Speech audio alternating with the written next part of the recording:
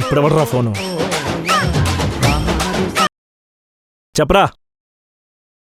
ఏంటి మావా అంత సీరియస్గా ఉన్నావు? ఉంది కదరా మా ఇంటికి ఉదయం. మధువేనా? అదే మా ఇంటికి వచ్చింది, దానికి గడ్డిపడి పంపించా. ఎందుకురా ఆ అమ్మాయి మీద అంత కోపం నీకు? రే కోపం కదరా, అది కనుక దొరికితే దాన్ని చంపేంత కష్టం ఉన్నాను ఇక్కడ.